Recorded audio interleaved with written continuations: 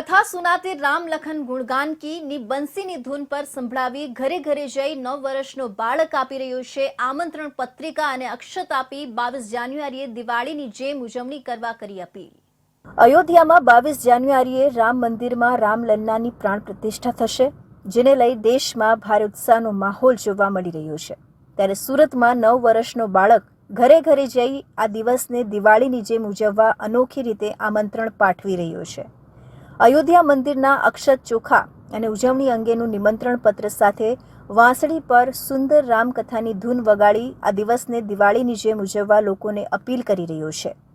બાળકની આ રીતની અપીલ અને વાંસળી પરની ધૂન સાંભળી લોકો પણ મંત્રમુગ્ધ થઈ જાય છે। હમ કથા સુનાતે રામ લખન ગુણગાન કી, જો રામાયણ હે પુણ્ય કથા શ્રી રામ કી। આ પંક્તિ સમગ્ર રામાયણ કથાનું સાર કહી જાય છે અને આ પંક્તિની સુંદર મજાની વાંસળી પર ધૂન 9 વર્ષનો એક બાળક લોકોના ઘરે ઘરે જઈને વગાડી રહ્યો છે। આ ધૂન વગાડવાની સાથે 9 વર્ષનો બાળક લોકોને 22 જાન્યુઆરીએ અયોધ્યામાં રામલલ્લાની પ્રાણ પ્રતિષ્ઠા થાય ત્યારે પોતાના ઘરે દિવાળીની ઉજવણી જેવો માહોલ કરવાની અપીલ કરી રહ્યો છે। ત્યારે બાળકના આ પ્રકારના અપીલથી અને કાર્યથી આમંત્રણ મેળવનાર લોકો પણ મંત્રમુગ્ધ થઈ રહ્યા છે।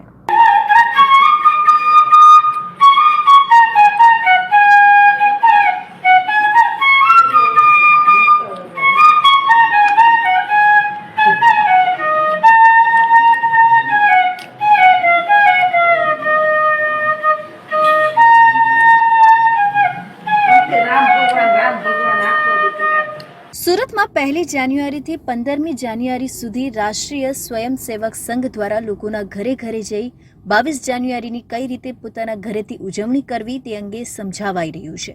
ત્યારે તેમના આ અભિયાનમાં વરાછામાં 9 વર્ષનો બાળક પણ જોડાયો છે। 9 વર્ષનો ઓમ ઓઝા નામનું બાળક રોજ રાત્રે આરએસએસના સ્વયંસેવકોની સાથે જઈ લોકોને સમજાવી રહ્યો છે કે 22 જાન્યુઆરીએ અયોધ્યામાં પ્રાણ પ્રતિષ્ઠા થાય ત્યારે 12:20 તમારે તમારા ઘરે દીવડા પ્રગટાવવાના છે, ઘરના બારણે આસોપાલવના તોરણ બાંધવાના છે, ઘરમાં રંગોળીઓ કરવાની છે અને દિવાળી જેવો માહોલ કરવાનો છે। આટલું કહેતાની સાથે આ બાળક પોતાની પાસે રહેલા અક્ષત ચોખા આપી કહે છે કે આ અયોધ્યાથી પૂંજેલા છે, જેને તમે જે પણ ભગવાનને માનતા હોવ તેને ચડાવી દેવાના છે।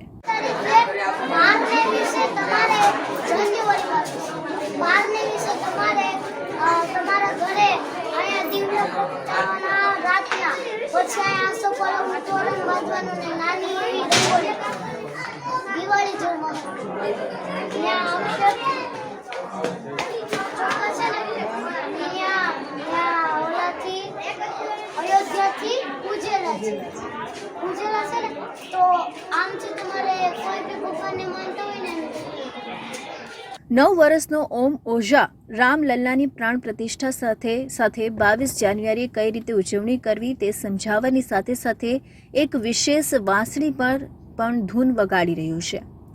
ઓમ ઓઝા જ્યાં જ્યાં લોકોને સમજાવવા જાય છે ત્યાં ત્યાં રામાયણ કથા દર્શાવતી પંક્તિની ધૂનને સુંદર રીતે વાંસળી પણ વગાડી લોકોને અનોખી રીતે સમજાવી રહ્યો છે।